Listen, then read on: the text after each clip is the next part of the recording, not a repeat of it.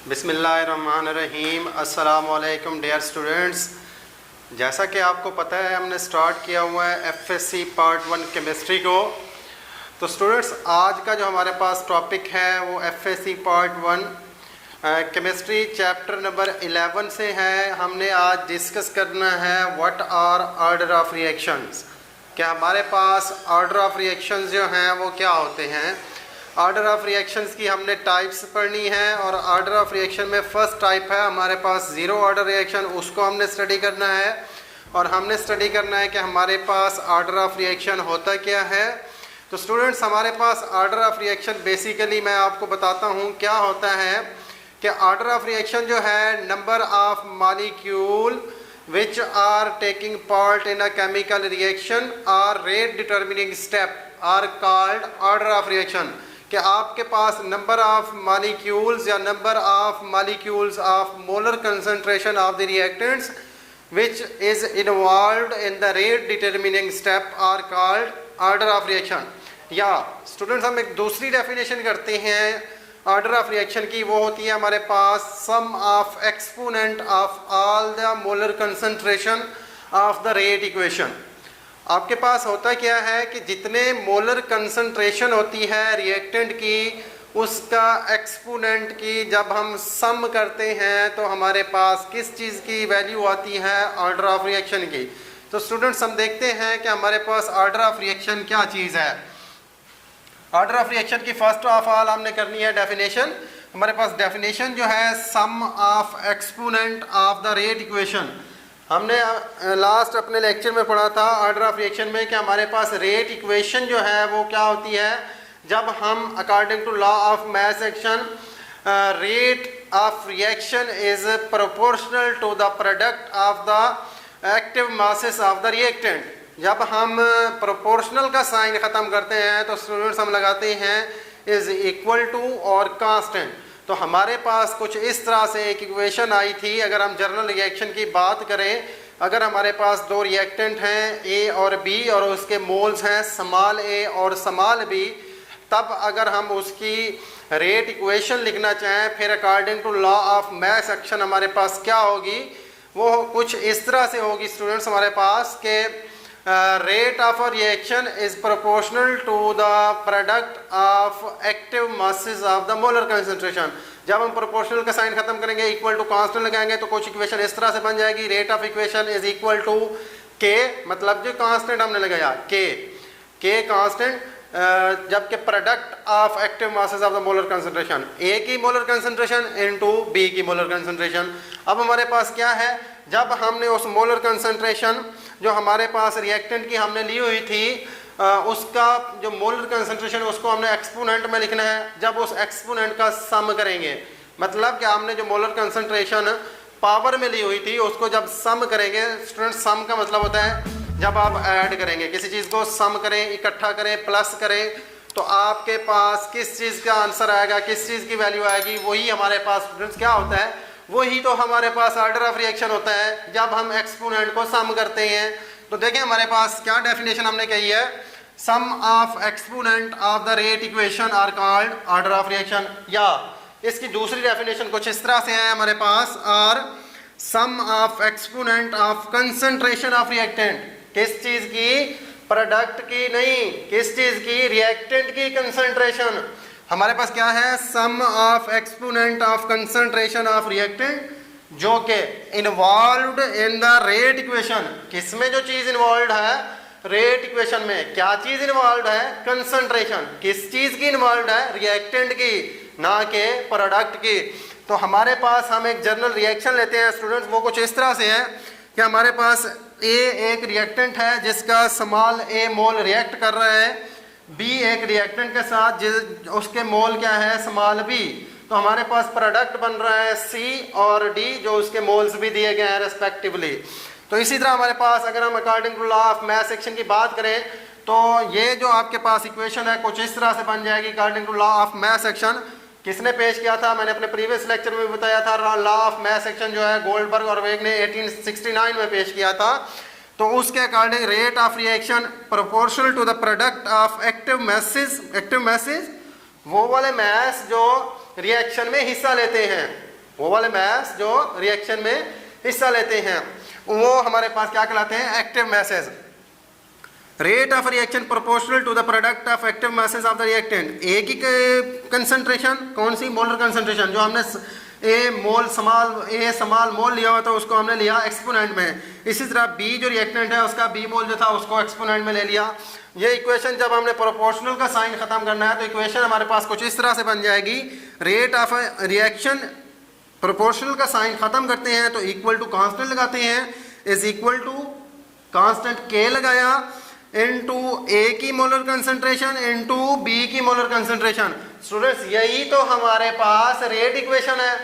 हम बात कर रहे थे इनिशियली कि हमारे पास रेट इक्वेशन में एक्सपोनेंट। अब रेट इक्वेशन हमारे पास क्या है, ये वाली क्या है, rate equation. This equation is called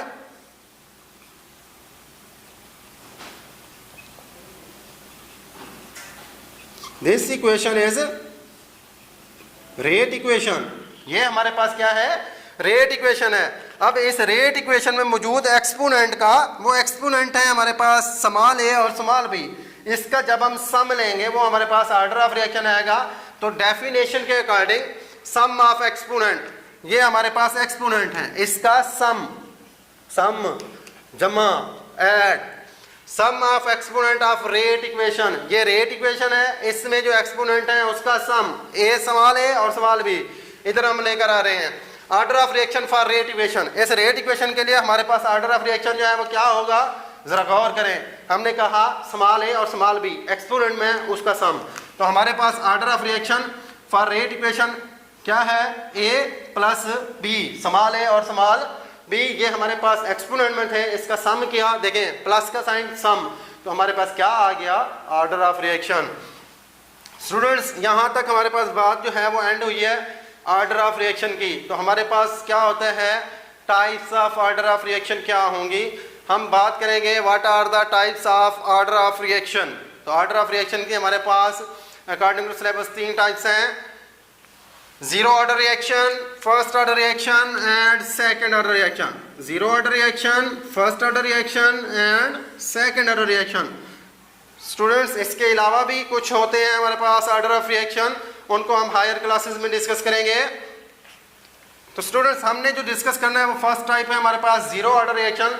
zero order reaction क्या होंगे, जीरो ऑर्डर रिएक्शन जो है हमारे पास फर्स्ट ऑफ ऑल हमने जीरो ऑर्डर रिएक्शन की डेफिनेशन करनी है, वो कुछ इस तरह से है, the reaction which is entirely the independent of the molar concentration.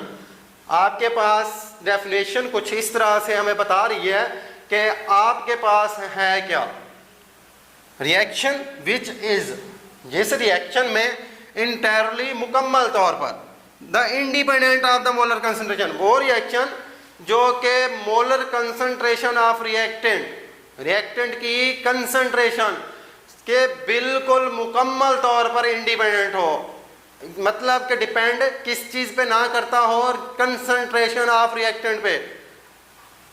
बात समझ आई है, किस चीज पे डिपेंड ना करे। जीरो ऑर्डर रिएक्शन वो वाला ऑर्डर ऑफ रिएक्शन है हमारे पास जो कि रिएक्टेंट की कंसंट्रेशन पे बिल्कुल डिपेंड नहीं करता। किस चीज पे करता है डिपेंड, वो हम देखते हैं कि हमारे पास ये जीरो ऑर्डर रिएक्शन जो है वो किस चीज पे डिपेंड करेगा। डेफिनेशन समझ आई है, the reaction which is entirely independent of the molar concentration of reactant is called zero order reaction.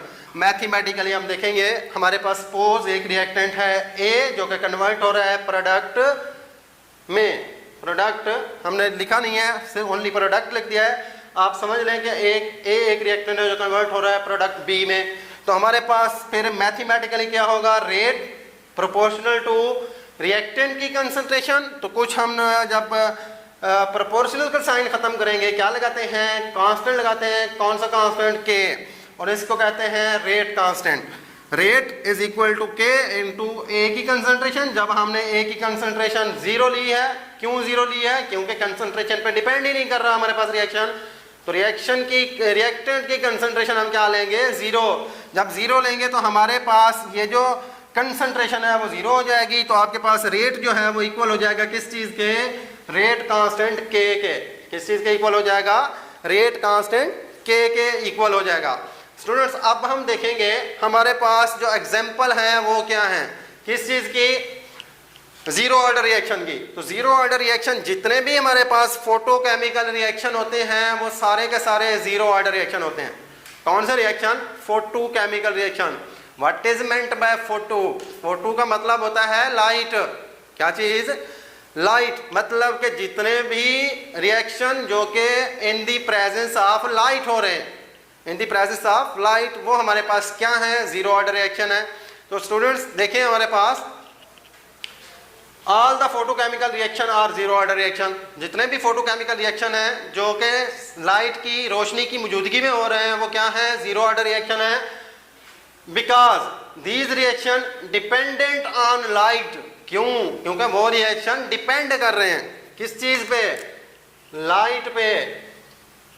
Because these reaction dependent on light, such reaction independent of the concentration of reactant, वो reaction जो concentration of reactant पे depend नहीं करते are called zero order reaction. वो क्या कहलाते हैं? Zero order reaction कहलाते हैं।